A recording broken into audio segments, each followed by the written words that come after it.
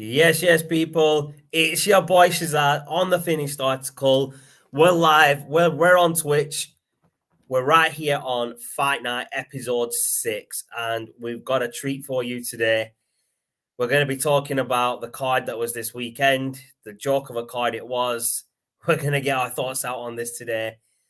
But without further ado, before we go into it, please leave a like, subscribe, on YouTube and over on Twitch. Give us a follow. Leave some comments down below. Let us know what you think. Hit like on the videos you do like. Over on Twitter, on YouTube, we're on the race to 200. So help us out with that if you haven't already. Over on Twitch, hit the follow. Let's get some followers over on Twitch. But without further ado, I'm bringing my co-host on. My boy Shazad, how are we, fella? What's happening, bro? You good? Yeah, all good, man. All good. I'm all good. What you saying, bro? Good day? Not bad, no. Good day. Well, finally got Monday out of the way. So yeah, man. Monday's always hard to get out of the way, isn't it? It is, bro. Good weekend, bro. Good weekend. Yeah, not bad. Chilled out weekend. Watched football. As always, goes too quickly, but glad to be back on Fight Night. Yes, man. Definitely ready to be back on Fight Night with this one today. We are going to be joined shortly by our other co-host, Nadeem. He is on his way. He's just, literally, he's on his way. Literally. All right, here he is. I think he's ready. My man's ready. Hold on. Let that camera focus a little. There we go. There we go. Yes, people. Here he is, Mr. Nadeem. How are we, bro? Yes, guys. Good? How you doing? Yeah, I'm good, man. Good. How are you too? Yeah, good, bro. Yeah, I'm good, mate. Good weekend, bro, of work? Yeah, it's always good, man. It's always good. Busy man. Busy man, working, man. Like the rest of us. Mate, that car of yours is your first home. Never mind your home. That's your second home. No. The amount of time that you spend in that car, bro, that's mad. Yeah, I know. It's not good. As long as you're looking after yourself, though, that's the main thing, innit, bro? That's it. But we've got the card to talk about, so let's jump on this. We'll go through it match by match. But before we do, I'm just gonna go out and say I didn't watch any of them. I didn't watch the highlights. I can't be arsed wasting my time with it. I just want to talk about the joke of a cards, joke of a match these were. So let's start off with this match first. David Haye versus his best friend, the businessman, Joe Fournier. Nadeem, I'll get your take on it first. It was a joke. I mean, come on. He was fighting a guy that's not a professional boxer. Yeah. I think he knocked him down in the first round, but it looked like he just slipped to me. So I'm not too sure on that. Like I said, I didn't really watch it. But at the end of the fight, the guy, I think he was just high because he was calling out Tyson Fury, mate. I mean, like I said before, he's not. Well, we are going to touch on that, actually. He won the fight against his friend, 8 rounds of rubbish boxing between David Haye and his friend. It's probably just sparring between them. And then he had the balls to call out David Haye. David Haye had the balls to call out Tyson Fury. This is how deluded the guy is, that he actually thinks he's got a chance of fighting Tyson Fury or actually beating him.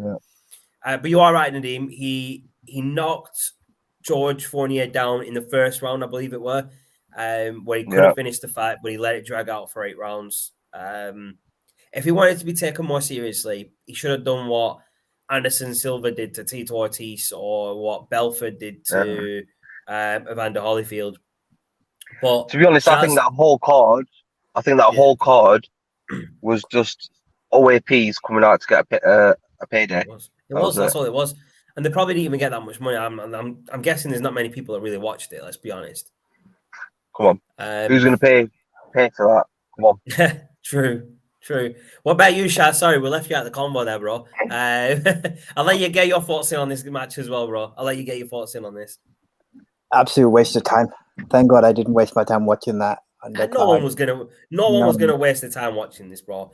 I'm not staying up to 3-4 a.m. on Saturday night watching freaking a bunch of OAPs freaking No. knock each other out. Do you know what I mean? It's just mad that people No, but actually I stayed think up to watch what it this. highlights is, and we've talked about it over the last couple of weeks, is the embarrassment to boxing. So it's one thing staging great heavyweight, middleweight, welterweight fights, but then these celebrity OAPs coming back thinking, you know what, let me have a day in the light again. I'm like, boys, seriously, give it up. Yeah. No, you're right. You're right. You're right. Themselves. These OAPs need to just drop off in it. They just need to stay retired, stay humble in that with their legacies that they have, and stop ruining their legacies by coming back for what? Look at Evander Holyfield. He had a great legacy. He's just ruined it by getting knocked out in the first round against freaking Victor Belfort. And that's the next fight we're going to touch on: Evander Holyfield versus Belfort. Guys, your thoughts?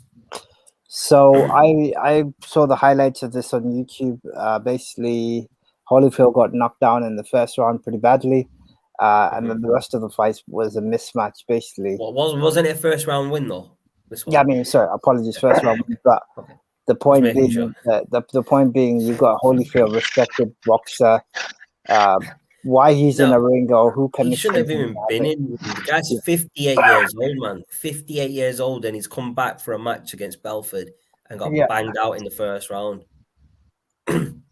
Crazy. Nadeem, your thoughts on this match? Yeah, pretty much same as both of us. I think it was a joke. It's a mismatch. I mean, yeah, why did he come back just to wreck his legs? I mean, he was a great boxer, man, back in the day. Should have stayed in retirement. He shouldn't have come back and made a show of himself. Yeah, I mean, he just got dominated by Belfort in that first round, knocked down, like you said, and then he got stopped by the ref. The ref had to jump in and stop it. Yeah, I mean, this could have been Oscar De La Hoya versus Belfort. Now, imagine Oscar De La Hoya coming back and getting beat by Belfort the way Evander Holyfield did and ruining his legacy. I would have hated to see that because I really like Oscar De La Hoya. I think he's a great boxer. And it's quite, in a sense, that he didn't box because he had COVID was good for him because I don't think he should be coming back. That's true. Yeah, I think COVID saved him.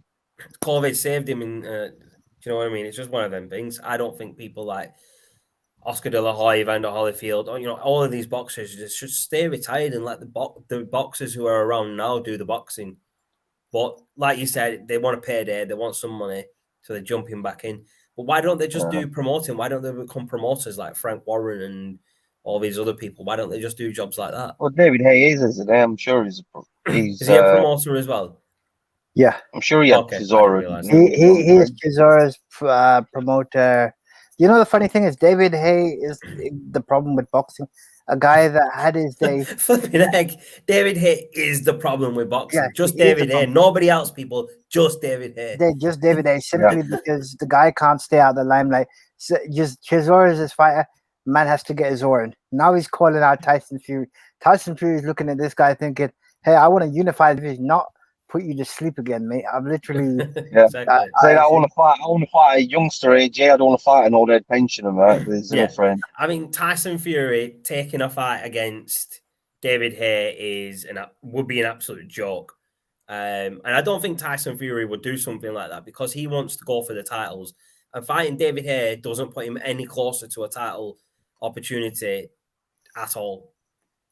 Fighting AJ, fighting Deontay Wilder, those are the fights that will put him in the limelight and get him an opportunity at a title unification fight. Yeah, well, it wouldn't do anything for his career, but if he had a fight with David Haye. Obviously, it would do a lot for David Haye's career, wouldn't it? I mean, if David Haye got in the ring with Tyson Fury and actually did well and, somehow magically beat him, which he's never going to do, but imagine if he did, it would do wonders for him because he'd be back in the title hunt. He'd be back in the talk as a heavyweight fighter, but it's never going to happen. But this is his dream, of coming back and doing something like that. But it should just be that. It should just be a dream. It should just stay in his mind and his dreams. He shouldn't be trying to make it a reality. The only time that should come into his mind is when he falls asleep at night, just in a safe place, mate. Exactly, in a safe place away from Tyson Fury. The only harm that will happen to him during his sleep is if he falls off his bed, mate, and catches his head. Exactly, man. Exactly. So we'll get on to the next fight. Your boy Anderson Silva and Tito Ortiz. Now, for people who don't know, this match lasted 81 seconds. Literally 81 seconds. Ortiz was knocked out within 81 seconds. What was the point in coming back for a fight to get your ass kicked and knocked out in 81 seconds? That's just mad. Tito Ortiz, man, back in the day, was a good fighter. He was a tough guy. He was. Don't get me wrong, he was a tough guy. That's the problem, though. He was, back in the day, a good fighter. Now he's not, because he hasn't fought in, what, good 10 years, maybe longer. Yeah. And the same with Anderson Silva. When was Anderson Silva's last fight? A good couple of years ago. So he's been, to me, he's more active than Tito Ortiz, or he has been more active recently than Tito Ortiz. So obviously he's going to be fresher. He's going to have less ring rust. So it was obvious that he was going to win. While we're bringing out all the old OAPs, we might as well bring the likes of Rampage Jackson back out and Randy Couture and people down them. Like, Chuck the Iceman Liddell, yes. There you go. Bring these lot back and let them fight in it. Yeah, might as well. It was just mad. They'll be hitting each other walking sticks like that. With the Zimmer frames and that, yeah? Yeah. It's just mad. Just a joke, man. It's just a joke. There's no perfect way of saying this card, what this card was, that was just, it was a joke, innit? It's just a shame it wasn't April Fool's in it, and they didn't announce it for April Fool's, because people wouldn't have taken it seriously. And I don't think anybody actually did take it that seriously. There weren't people, obviously, that would have watched the fight. There were people in attendance, and these people are just egging these OAPs on to keep doing this shit, man, and it needs to stop. The promoters should be thinking, like, look at this guy. I mean, Evander Holyfield, man, 58-year-old. How the heck did he get a boxing license at the age of 58 years old? Well, that is something. I mean, it's only going to stop when someone gets seriously hurt. Exactly, and we don't want to see someone get seriously hurt. That's the problem. Not the older generation. No, we want to see the youngsters getting stuck in there, and Yeah, I mean that's what I mean. I don't want to see like one of these old lot come back, fight and get put in hospital, and God forbid something really bad happens, that someone dies, man. Exactly. Yeah. But it's going to take something like that for all this shit to stop. And that's the bad thing about it, that these promoters are stupid enough to put 58-year-olds like Evander Holyfield in the ring against Belfort, who's only 44. So he's 14 years younger than him.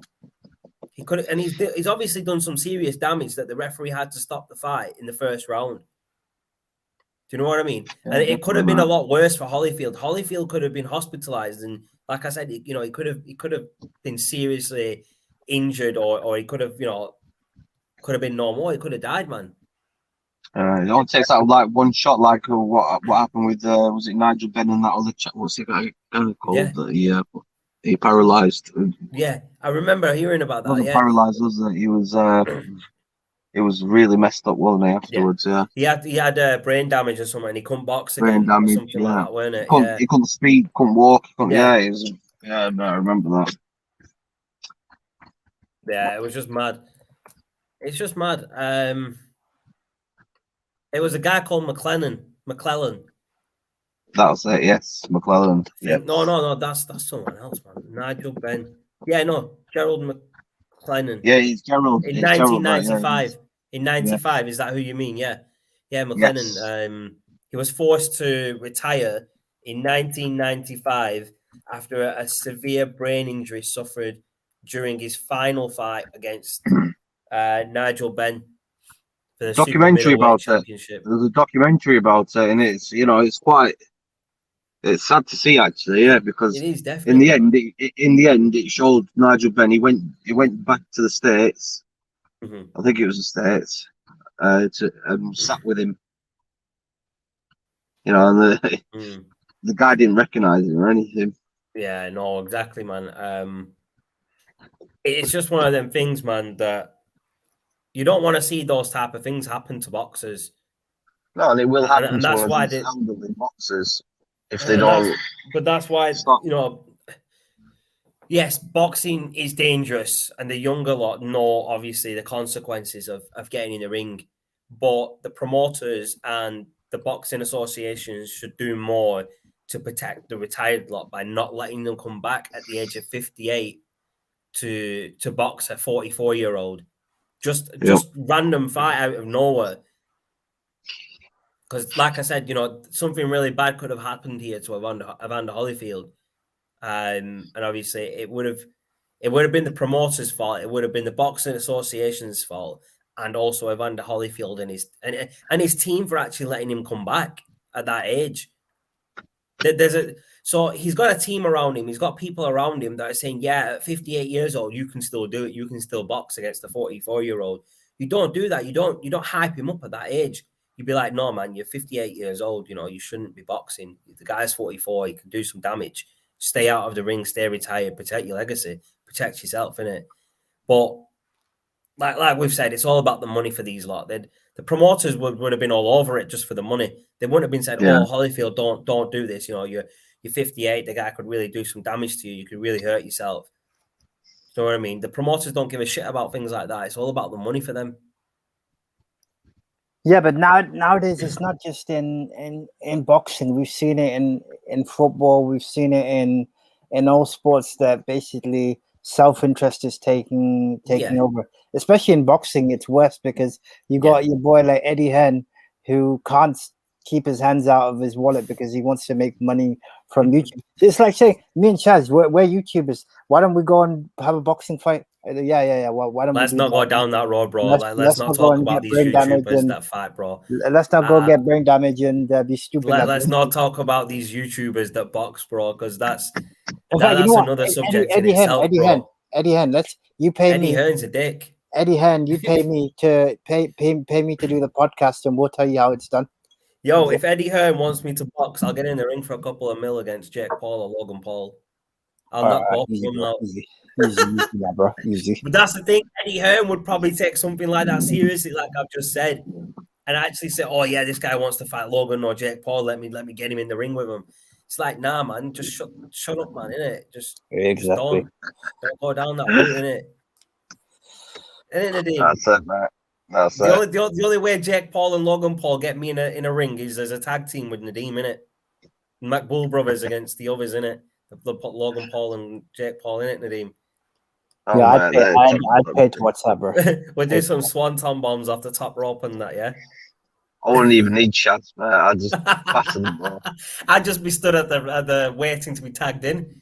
You know what? This comment is actually right on Tuesday, and I appreciate Darren putting this up. So, yes, Darren. A joke of boxing. Exactly. 100%, Darren. Like we've said, it's these type of things don't need to be happening. But unfortunately, these promoters want to make some money in it. They want to make a quick buck. They don't care about the health of the retired boxers and these YouTubers that want to box against serious fighters. Because if Jake Paul or Logan Paul got in the ring with someone more serious, like Masvidal has come out and said, "Let me fight Logan Paul or Jake Paul." No, don't do that. I will mangle them up. I want to see that, man. I would love to see Masvidal in the ring with one of them too, because it will take a fight like that to make them realize that they can't do this. They can't be in the ring with someone serious. Maybe people like Tyrone Woodley, who's turned himself into a joke by getting beat by one of these stupid YouTubers. But if they got in the ring with Masvidal, who's a serious, legitimate fighter, they will get hurt, man. And it would make them, think and realize that, we can't do this. We shouldn't be doing this. You know what the problem is? Part of the problem is because they had easy tune-up fights with these washed-up has-beens. And for example, Jake Paul has got a 6-win record. Now he somehow thinks that he's the best boxer / fighter. Yeah, but who is he actually for? He's beat KSI. That's the only person I know he's beat. No, I understand. What I'm trying to say is it gives these guys false confidence. So now you're basically saying instead of keeping the reputation of the sport healthy, you're saying some YouTubers come on, he's got a 6-0 record. Yeah, it could be against any nobodies, but the problem is you then set them up for a huge downfall, and it literally will kill them. I'm telling you right now, they will die from it. Yeah. No, definitely. But I know Nadeem has to go in a bit, so I just want to get his thoughts on the conversation me and you had at the end of the last episode, Chaz. All right. Did you catch it, Nadeem? Did you catch it? Oh, right, yeah. I did, I know you weren't on the show, but did you catch what we were discussing? I did. About boxers losing confidence after getting, beat or after their first loss. What are your actual thoughts on that? Before you go, I'd love to get your thoughts on that. Because that was a sick little debate, me and Shaz. I don't think it'll knock the confidence. I think what it does, some of them it'll encourage them to get back in the ring and do better. It's a learning lesson. No, it is a learning lesson, and I didn't. That's not what I'm saying though. At the start, when you lose, it's going to knock your confidence straight away that you've just lost your first fight or you've lost a fight, because you're expecting a win and you've just lost. That's going to hurt. That's going to hit you. That, oh shit, I've just lost. I shouldn't have lost, but I've lost. No, you're gonna. It will motivate you. Shaz, you're right though. It will motivate you. Shaz, let's put it this way, mate. If you go to the bookies and put £100 down on something, mate, yeah, and you lose it, you're gonna think about it for a couple of days, mate, and then you just forget about it. Yeah, that's what I mean. They are going to think about it, so it's going to knock the confidence. It's going to put temporarily, doubt man. Temporarily. Regardless, whether it's temporarily or not, it's still going to be on their mind for maybe a day or two. That's what I'm trying to say. At the start, it will, but yeah, it will turn into motivation for some people. Some people will get motivated from that loss, like AJ did. Do you know what I mean? It will motivate people eventually, but at the start, the point I'm trying to make is a loss will knock someone's confidence straight away, regardless of what sport it is. It depends how you look at it, bro. So no. I'm not having that shit, bro. It's like boxing. Let me give you an example, bro. Let me give you an example. Now, he started himself off. Look at him. I haven't started no one off. You two, right? So you don't need anyone else to coming from, right? Mate. You can do it yourself. Understand where you two are coming from, right? That will motivate people, yeah? But let's say you've just lost a fight, you're thinking about it, it's going to hurt, you're going to be upset, and it will knock your confidence, and it will put doubt in your mind that, if I go out there again, am I going to lose? Like, Shaz, something you'll take an example, this example, right? It's like Arsenal, bro. Yeah, right. Arsenal lose in it, yeah? Then they come back the next game and they lose. That's going to knock the players' confidence, yeah? But it will motivate them in a sense as well to do better the next time. Okay, if you got to think about boxing. So, as Nadeem has said, yes, boxing hurts your confidence, but you can either do two things. You can either be a pussy and walk away, or you can man up and say, you know what? I had a bad day in the office. I got to learn from my mistakes, and I'm going to rise up. Of course. So confidence. The point that I'm trying to make is at the start, in that moment where you've lost, it is going to knock your confidence. Do you remember the quote from Rocky Balboa that in that fifth film? I know it was rubbish, but the one good thing he said was that the best part he said was, in life, there are people that are going to knock you down. They're going to keep knocking you down and knocking you down. The only person that can keep you down is yourself. So reality is boxing. The zero unbeaten streak is overrated because here we go. Muhammad Ali lost, but guess what? He rose up. Doesn't matter. You can't, but bro. Like I said in the last episode, you cannot compare anyone to Muhammad Ali. Oh, but no one's Muhammad Ali lost. Yes, Muhammad Ali lost. He lost about 5 or 6 fights in his career.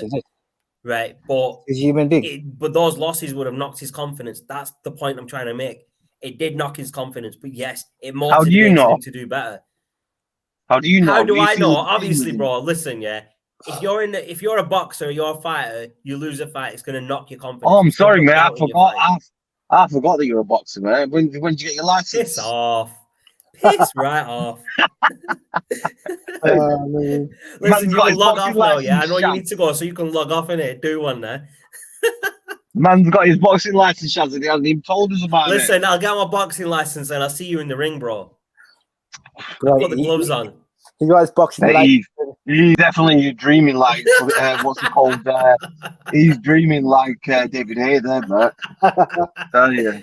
You madhead. Oh, Nadeem called it, bro. Nadeem finished that debate off, but Shaz lost again. Nah. I didn't lose nothing, bro. He did, bro. Not at all, bro. Not at all. Shaz, anytime you need him, need Shaz shutting up, just give me a shout, mate. I'm there, mate. Shut him up straight.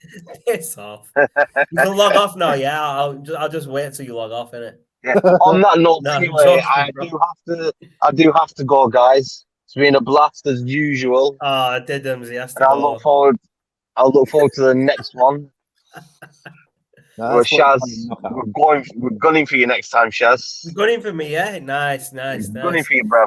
Yeah. The next episode will be reviewing or previewing the AJ Usyk fight. So just before you go on the team, let people know what they can expect from you on the next episode, bro. Because that's gonna be a lot of debate between me and you two.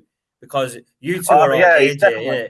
It's gonna be a good episode. I'm gonna enjoy that one. Basically, what's gonna happen is me and Nadeem are gonna give the voice of reason, and Shaz is gonna punch himself in the face because he can't. No. The thing is, right? You two are all AJ, yeah, and that's fine. There's nothing wrong with it. But everyone has their own fighters, and I just feel that AJ is gonna get beat by Usyk. Yep. That's all right, mate. You keep thinking that it's all good, mate. But on the next episode, we'll see, mate. We'll have that. We'll talk about it in the next episode. We'll save that one for the next one because that's going to need an entire show for that, mate. Yeah, of course it's going to need an entire show because you're going to just be chatting shit, and so is this guy. Man's dreaming again. Anyway, guys, I'm going to have to shoot. It's been a blast. I will catch up with you guys later on. All right? Yeah, no worries, bro. Take it easy, man. Take it easy. All right, and peace. Peace out, bro. Peace out. See you in the next one. Yeah, Shaz. What you saying, bruv? I'm good, mate. I'm good. I'm chilled, bro. Just, you know what I mean? Just one of them chill days, innit? Just relaxing. It is, bro. Just relaxing after a long, hard day at work. But yeah, boxing-wise, Shaz. Boxing-wise, this last card that we just saw was an absolute joke. Right, but I probably should have gone through this when Nadeem was on the show, but I'll probably get his thoughts on it on the next episode. If you could make 3 fights, any 3 fights with past, present boxers, what 3 fights would you put on? So any past or present? Anybody, obviously. In different eras, like let's say you wanted to have Muhammad Ali in his prime against Mike Tyson in his prime, you can say that. But which fights would you like to have seen if they were in their primes, bro? That's what I'm trying to say. Okay, that's a good one. Maybe if you don't want to answer it now, maybe we can keep that for the next episode. Let you think about it for a week. I'll give you to think about it, and then I'll ask Nadeem as well. I'll drop him a text just to let him know that's what we're going to be talking about as well on the next episode. That's fair enough. Yeah, but I'd like to know the people's thoughts because there's fights that I would love to have seen, but obviously because different eras and different people were in their prime at different times, we never got to see them, and we never will. No, I mean that I think that's one of the age-old problems with boxing, that regardless of what year we grew up in, there have always been fights that should have happened but never for whatever reason. Exactly. And this is the problem with politics in sport, in boxing especially. Just ruins sports, man. It's almost like the promoters want to have a fight as well when they don't need to. They just need to. Maybe put Frank Warren in the ring with someone, let him get his ass kicked in it, and get Eddie Hearn. Let Frank Warren and Eddie Hearn fight. You know what, bro? We could literally do an episode on boxing promotions, and we could go on about this. That's how bad it is. 100% we could, man. It's just the sad state of every sport that they're all run by money. They're all run by greedy people. Like, obviously, boxing, you've got Frank Warren and Eddie Hearn, but in football, you've got the Glaciers. You've got what are the owners of Arsenal called? Kroenke. Then you've got FSG for Liverpool, and then you've got the oil tycoons at City and Chelsea, and Daniel Levy, at Tottenham. They're all greedy for money, people, man. And these guys are millionaires, and obviously some of them are billionaires, but they're all still greedy for money, man. It's all about self. That's the problem, unfortunately. Bro, if you've got £1 billion or billion whatever, do you know what I mean? Do you really need more money? You're going to be getting interest on that money all the time. It's almost like the WWE example that we've talked about. Yeah, exactly. WWE again. Vince McMahon, he's in a greedy. I'm not going to say. I'm not going to. We're going to say that for. We're going to say that for the. We're going to save that for all things wrestling, and yeah, I'm just gonna go on a sick one on Vince McMahon. So I hope he tunes in to listen to that one. Hope someone said I might tag him in on Twitter on the link, just to see if he hears what I have to say about him. Nah, he'd probably sue me. Probably sue me for defamation of character or something. Sue you for what? I haven't got anything to give. I haven't got no money to be sued for anyway, so he's right, isn't it? What's he gonna sue me for? My laptop? I'll have it, bro. You can have it. Can I have it? I'll get another one in it. Exactly. But Shaz, one thing I wanted to talk about is that barring this weekend, which was a bit of a joke, we've got some exciting fights coming up. Yeah, so you got AJ Usyk, then you've got Wilder Fury. Now, whether that fight should happen is another debate, but the fact that it's happening is another one. Then you got Canelo versus Canelo's fight in November. So that'll be another epic fight. So the next couple of months, we have got some great fights coming up, which is good for the sport, especially in the pandemic we've had. So it's good for the sport picking up. So we will be covering that here. I'm just trying to find the undercard for the Usyk and AJ fight. Yeah. Obviously, we know the fight's on the 25th of September, which is next Saturday. Indeed. And it's showing that the main event will be around 10:30 because this is in London. Yeah, correct. So AJ will be, this is Joshua's WBA, IBF, WBO, and IBO heavyweight titles. Wow. A lot of titles, it's good, isn't it? Right, so I'm just having a look here. These are the fights on the undercard. So Christopher Orsley versus Kasan Sangurov. Okay. Florian Marku versus Maxim Pradan. Campbell Hatton, is he related to Ricky? Yeah, he's Ricky Hatton's son. Wow, that's going to be a fight to watch. If he's anything like Ricky, then that's going to be a fight to watch. He's fighting Izan Dura. Not sure who that is. But then we've got Callum Smith. I've heard of Callum Smith. Yeah. Callum Smith versus Lenin Castillo. So Callum Smith took on Canelo a few, last year? Lost, but yeah, he did. I'm just having a look at Ricky Hatton's son. Have a look. All right, so he's 3-0 in boxing. Wow. Yeah. And Hatton's in his quarter. Okay. His last fight was against Jacob Laskowski, won on points to move 3-0 as a pro boxer. Okay, that was only in July. Nice. How old is Campbell Hatton? 19. Shit. Yeah. Mate, that's pretty good, that 3-0 at 19, man. That's pretty decent. But the undercard doesn't look that. Oh, sorry, there's another fight. Lawrence Okoli versus Dylan Prazovic for the WBO cruiserweight title. Yeah. So there's some interesting fights there, man. True. Pretty good, man. I'm just having a look at the stats between AJ and Usyk, right? So AJ's 31, Usyk's 34. Height, AJ's 6'6" and Usyk's 6'3". Their stance, it says AJ uses an unorthodox stance versus southpaw. Now, this is the key, the reach, bro, the reach. AJ has 82-inch reach and Usyk only has 78. So that's going to play a big factor, because if AJ can keep him away and just use his jab and defend, he's gonna have a good night. But this next stat is the reason I'm saying AJ is gonna lose, bro. This next stat. So AJ's record is 24 wins, 1 loss, and 0 draws. Usyk is 18-0, undefeated. So 15 of those fights have been at cruiserweight. Regardless of what division they've been at, bro, he's still undefeated. So he's a serious fighter, man. No doubt. 13 of his 18 fights have been knockout, and AJ's had 22 knockouts in 25 fights. But if you look, bro, AJ has only fought 112 rounds of boxing. 112. Usyak's fought 144. So he's had more rounds. He's got more experience.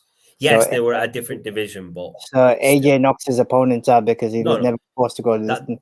That's not the point, though, bro. The point is that Usyk has more experience in the ring. He's got more experience to go a longer distance. Yeah, he does go longer distances, yeah.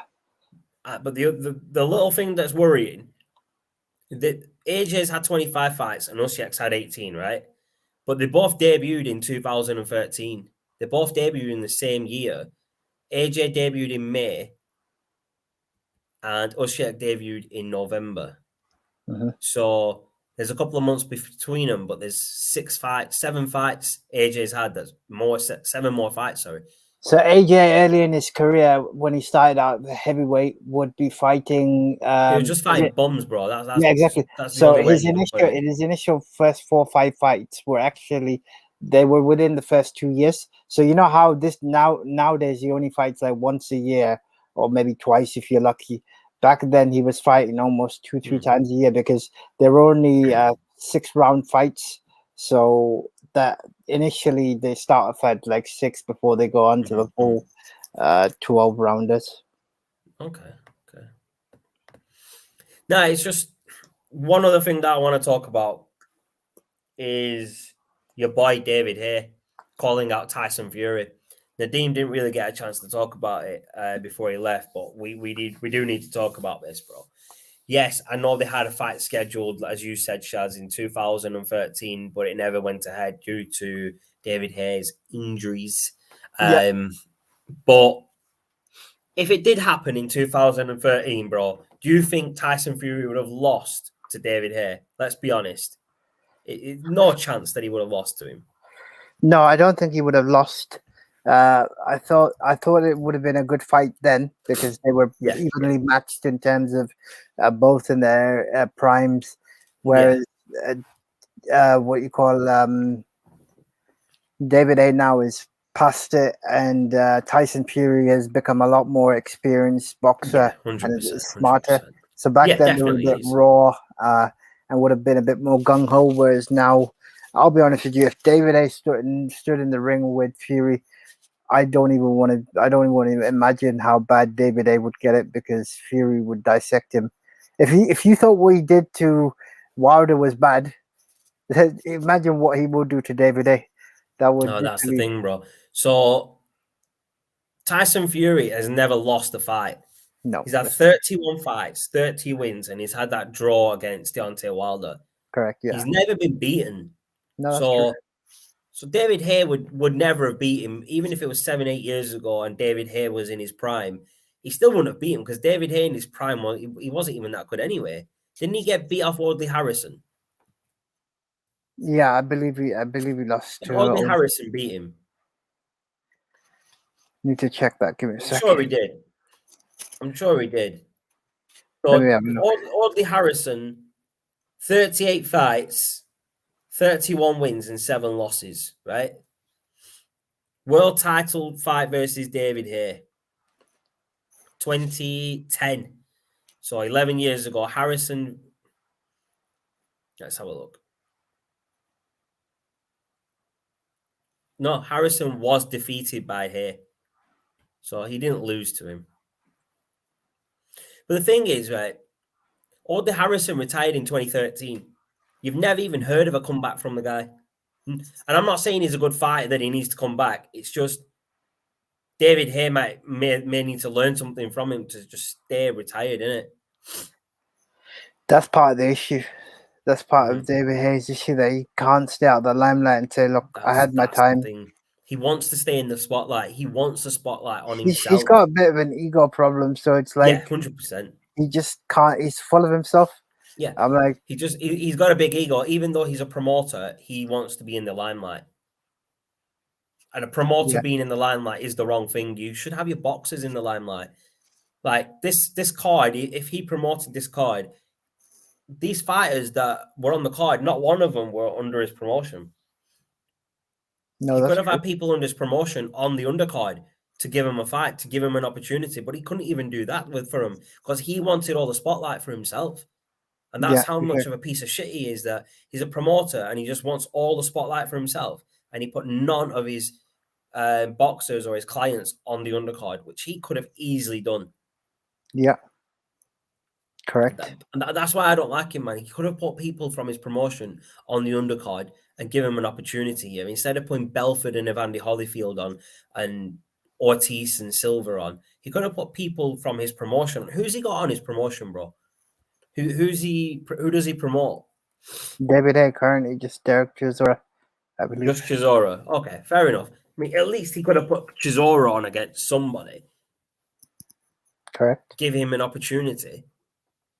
Just crazy that he didn't have. He put himself in the limelight, but he couldn't put someone that he manages under the limelight with him. That's how much of an ego he has. He wanted all the spotlight for himself.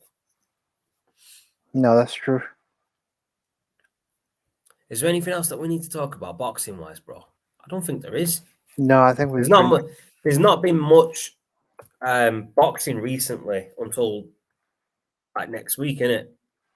We'll pick up next week, so we'll have a lot more to talk about then. But it was just good to get on and talk about what the debacle of the weekend is. So there has been some UFC over the week, like 9 days ago. So it was the Brunson versus Till card on September 4th. So I'm going to go through the results of that quickly. You tell me if you recognize any of the names, because I've looked through and I can't recognize any of them, bro. So the preliminary fights, we had Dalcha versus Marc-Andre Barriault. Never heard of him. Julian Erosa versus Charles Jordan.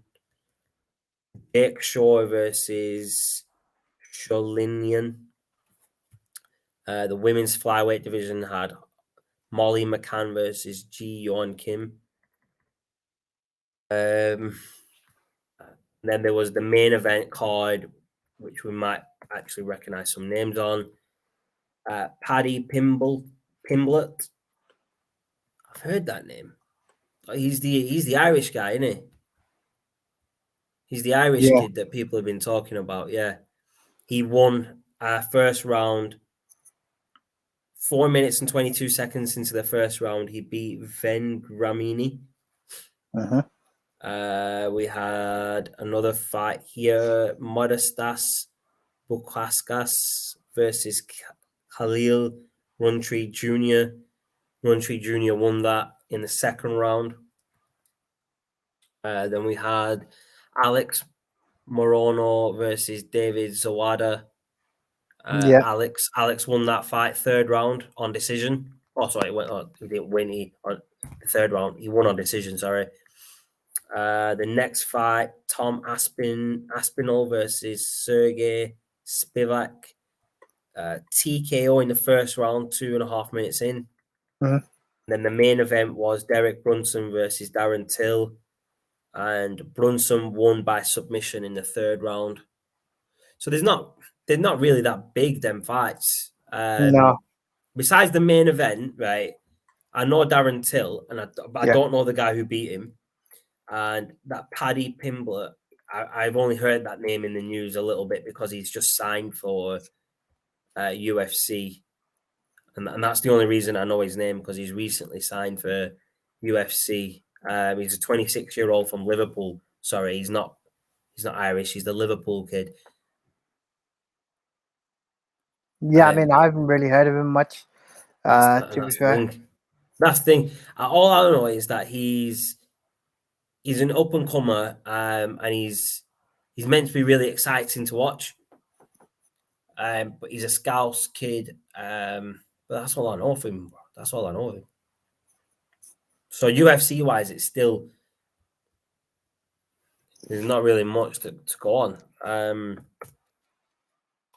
There are some fights coming up. This Sunday, there's a UFC event.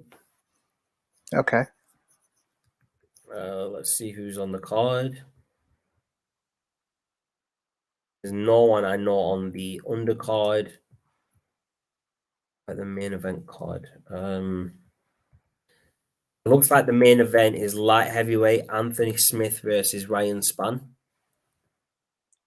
Okay. The other fighters, I'm going to be honest, I've never heard any of them, bro. Must be a low-key show then. Yeah, it looks like I've never really come across the names you just mentioned, apart from Darren Till. I've heard of him. Oh, wow. British That's going to be an interesting fight. So the night after AJ and Usyk, Sunday the 26th at the T-Mobile Arena, this match isn't even the main event, bro. Welterweight fight between Robbie Lawler and Nick Diaz. Okay. That's going to be an interesting fight, don't you think, bro? Nick Diaz being Nate Diaz's brother. Yeah. Yeah, that's what I thought. And on the preliminary, you've got Dan Hooker fighting as well. Oh, okay. Not bad. And then you've got Thiago Santos versus Johnny Walker in October. I'm just trying to find some big fights, man. There's October 9th, there's a women's main event. That's the only match scheduled for the event so far. Mackenzie Dern versus Marina Rodriguez. That's mad. There's only one fight on the card. That's crazy. Misha Tate's fighting Ketlin Vieira on the 16th of October. I've heard of Misha Tate. I know wasn't she the one that beat Ronda Rousey, or was that Holly Holm? That was Holly Holm. Was it Holly Holm? Okay. Yeah.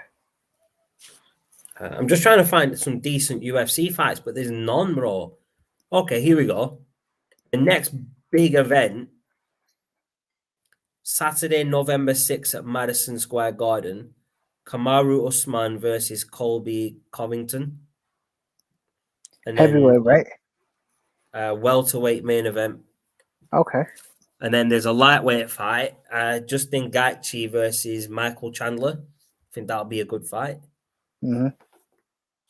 Luke Rockhold versus Sean Strickland, and Marlon Vera versus Frankie Edgar. So there's some decent fights on that event. Yeah. That's all the way in November, bro. Oh, bloody heck, I didn't even know this guy still fought. Alec Winter. Flipping heck.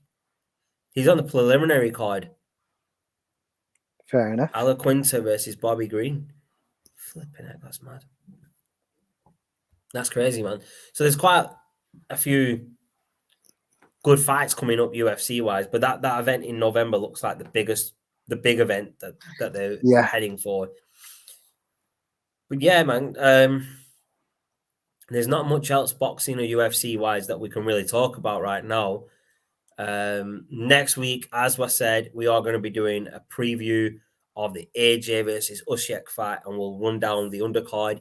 We'll give our prediction on all the matches, who we think will win. And then we'll be back again the following Monday, the 27th, to do a review where I will be gloating that AJ got beat by Usyk. As we all know, it's going to happen. But for now, this episode, that is as much as we can do today. So we will be back again on Monday next week with Fight Night right here on Twitch, on Twitter, and on Facebook. But we're back again over the next coming days on YouTube with all things football, Fergie time, and all things wrestling. But as it says at the bottom, subscribe to the YouTube channel and follow us here on Twitch. The official Facebook and Twitter of the channel are scrolling across the bottom, and our official Twitters are in the corners, as Shaz is pointing out. We are on the race to 200 on YouTube, so if you could jump over on YouTube and subscribe to the channel, and over here on Twitch, follow us and help us reach the goals and targets that we've set, that will be a great help. But please leave a like, leave some comments, and subscribe to this channel on YouTube and here on Twitch. But for now, if there's nothing else you need to talk about, Shaz, there's nothing else I need to talk about. So we're going to end this right here with Too Sweet. Too sweet.